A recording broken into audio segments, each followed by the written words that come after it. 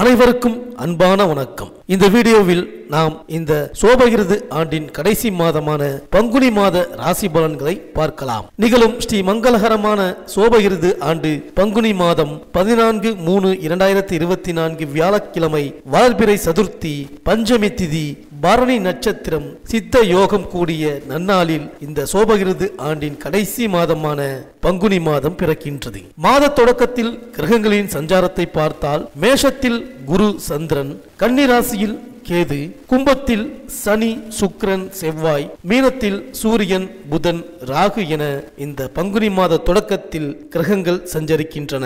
இந்த பங்குனி மாதத்தில் சூரியன் மீனராசியில் பயணம் செய்வதால் மீன மாதம் அல்லது மச்ச மாதம் என்று அழைக்கப்படுகின்றது. இந்த மாதத்தில் தெய்வங்களின் திருமணங்கள் நடைபெறுகின்றது. மேலும் மனிதர்களின் திருமணங்களும் நடைபெறுகின்றன. பங்குனி மாதம் வசந்த காலத்தின் தொடக்கமாக அமைகின்றது. மங்களங்கள் நிறைந்த மாதம் என்று இந்த பங்குனி மாதத்தை போற்றுவார்கள். புராணத்தில் குறிப்பிட்டிருக்கும் சகல மங்கள காரியங்களும் பங்குனி மாதத்தில் தான் பெரும்பாலும் அரங்கேறியுள்ளது. மலைமகள் உமையவளை சிவபெருமான் மனம் புரிந்த மாதம் பங்குனி மாதம். இந்த மாதத்தில் நாம் செய்கின்ற சின்ன சின்ன தானங்கள் கூட மிகுந்த நல்ல பலன்களை தரும். 1000 பசுக்களை தானம் செய்த புண்ணியத்தை தருகின்ற மாதம் இந்த பங்குனி மாதம். பங்குனி மாதத்தில் முறையாக நாம் தெய்வ வழிபாடுகளை செய்து வந்தால் தடைகள் எல்லாம் நீங்கும், வெற்றி தேடி வரும். அரங்கனை விபீஷ்ணர் பெற்றுக்கொண்ட மாதமும் இந்த பங்குனி மாதம் தான். அது மட்டுமா, அரங்கன் அமர்ந்து கொண்டு காவிரிக்கும் கொள்ளிடத்திற்குமான இடத்தை திருவரங்கம் என அமைத்து திருத்தலமாக்கியதும் இந்த பங்குனி மாதத்தில் தான். சிவனாருக்கு உகந்த மாதம் இந்த பங்குனி மாதம். அதேபோல் அரங்கனை போற்றுகின்ற மாதமாகவும் திகழ்கின்றது இந்த பங்குனி மாதம். பங்குனி மாதத்தின் உத்திர நட்சத்திர நாள் மிகவும் விசேஷமானது.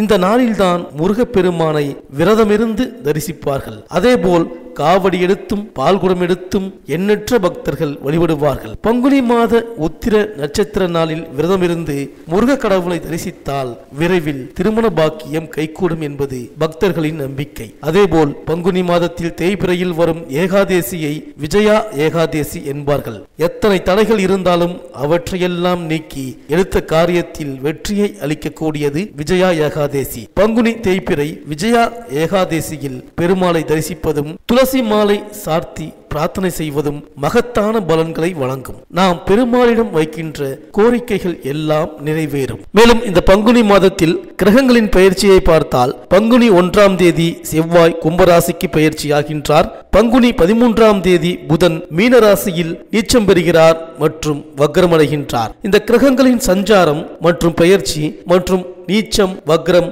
ஆகிய இந்த நிலையினால் உங்கள் ராசிக்கு என்னென்ன பலன்கள் கிடைக்கப் போகின்றது, நீங்கள் செய்ய வேண்டிய பரிகாரங்கள் என்ன என்று இந்த வீடியோவில் பார்க்கலாம். அனைவருக்கும் இனிய தமிழ் புத்தாண்டு நல்வாழ்த்துக்கள். சுக்கிரனை ராசி அதிபதியாக கொண்ட துலாம் ராசி அன்பர்களே, இந்த பங்குனி மாத கிரக நிலைகளை ஆராய்ந்து பார்க்கும் பொழுது இந்த மாதம் முழுவதும் உங்கள் ராசிக்கு சூரிய பகவான் 6ஆம் இடத்தில் நிற்கப் போகின்றார். இதனால் நீங்கள் இறங்குகின்ற விஷயங்களில் இடர்பாடு ஏற்படாமல் நேர்த்தியாக முடித்து கொடுக்கும். சுகபந்தியஸ்தானாதிபதியான சனி பகவான் 5ஆம் இடத்தில் ஆட்சி பெற்று நிற்கிறார். இதனால் பல மாற்றங்கள் உங்கள் வாழ்வில் உண்டாக போகின்றது. குரு பகவான் உங்கள் ராசிக்கு 7ஆம் இடத்தில் இருப்பது விசேஷ அதிர்ஷ்டமான அமைப்பு. ராசிநாதனும் வலிமையான அமைப்பில் வலம் வருகின்றார். இதுவெல்லாம் சேர்ந்து உங்களது நினைப்பை உழைப்பை லாபகரமாக பலிதமாக்க போகின்றது. உங்கள் குடும்பத்திற்குள் பிணக்கு சச்சரவு ஏற்படாது. வாழ்க்கை துணையிடம் கருத்து வேறுபாடு ஏற்படாது. உயர்வு கருதி நீங்கள் என்னவெல்லாம் திட்டம் போட்டு வைத்திருக்கின்றீர்களோ அதுவெல்லாம் இந்த மாதம் முதல் வாரம் வரைதான் இழுபறி ஏற்படுத்தி கொண்டிருக்கும். அதன் பிறகு நீங்கள் இறங்குகின்ற விஷயங்கள் இரட்டை சாதகத்தை கொடுக்கும். உத்தியோக வகையில் ஏற்றம் உண்டு.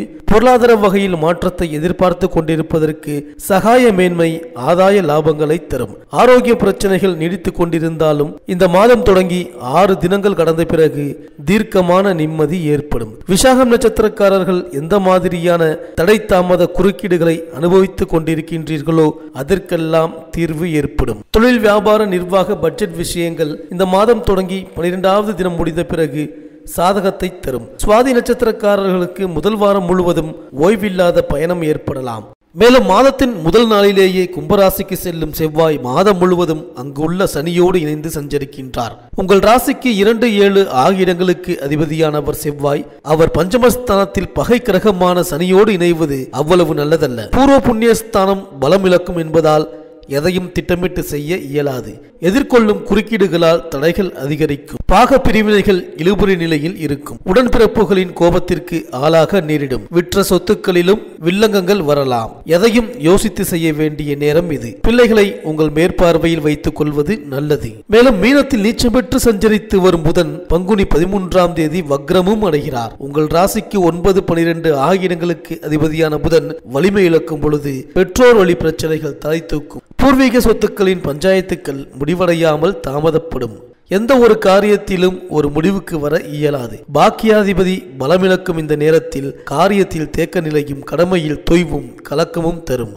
இருப்பினும் விரையாதிபதியாகவும் புதன் விளங்குவதால் விரயத்திற்கு ஏற்ற வரவும் உண்டு. எந்த வேலையையும் ஒரு முறைக்கு 2 முறை செய்யக்கூடிய சூழ்நிலை அமைந்தாலும் முடிவில் வெற்றி கிடைக்கும். மேலும் உங்கள் ராசிக்கு 6ஆம் இடத்தில் இந்த மாதம் முழுவதும் சூரியன் ராகு சேர்க்கை பெற்றிருக்கின்றார்கள். லாபாதிபதியான சூரியன் 6இல் ராகுவுடன் சஞ்சரிக்கும் பொழுது கடன் சுமையின் காரணமாக மனக்கவலை ஏற்படும். ஒரு கடனை அடைக்க மற்றொரு கடன் வாங்கும் சூழ்நிலை உருவாகும். எதிரிகள் பலம் மேலோங்கும். நீங்கள் எதை சொன்னாலும் அதை மற்றவர்கள் ஏற்றுக்கொள்ள மறுப்பார்கள். மாற்று கருத்து உடையோரின் எண்ணிக்கை அதிகரிக்கும். உத்தியோகத்தில் உடன் பணிபுரிபவர்களின் ஒத்துழைப்பு குறையும். உங்களிடம் ஒப்படைக்கப்பட்ட பொறுப்புகளை மற்றவர்களிடம் ஒப்படைக்க வேண்டாம். தசாபுக்திக்கு ஏற்ற வழிபாடு தடைகளை அகற்றும்.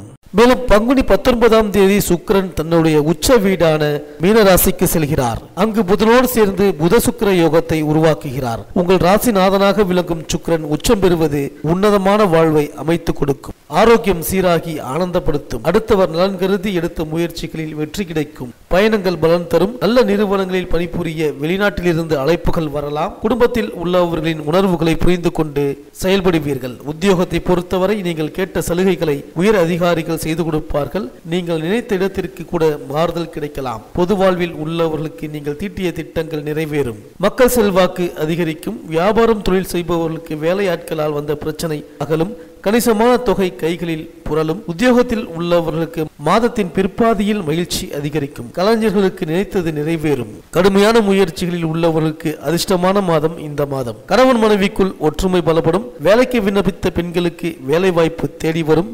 வாழ்க்கை துணை ரீதியாக கடுமைகள் அனைத்திற்கும் தீர்வு உண்டாகும். மாணவ மாணவிகளுக்கு உயர்கல்வி சார்பாக நீடித்து வருகின்ற குழப்பங்களுக்கு தீர்வு காத்திருக்கின்றது. விவசாயிகளுக்கு அரசாங்கத்தால் அனுகூல செய்தி லாபம் ஏற்பட போகின்றது. அரசியல்வாதிகளுக்கு நீங்கள் விருப்பப்பட்ட பதவி அதிர்ஷ்டத்தோடு இந்த மாதத்தில் கிடைக்கும். இந்த துலாம் ராசி அன்பர்களுக்கு அனுகூலமான நட்சத்திரங்கள் அனுஷம், பூராடம், திருவோணம், சதயம், உத்திரட்டாதி, பரணி, ரோகிணி, ஆயில்யம், உத்திரம். அதிர்ஷ்டமான நாட்கள் ஆங்கில தேதியில் மார்ச் 14, 15, 17, 20, 21, 23, 25, 27, 30, 31 மற்றும் ஏப்ரல் மாதம் 1, 3, 5, 8, 9, 11, 13.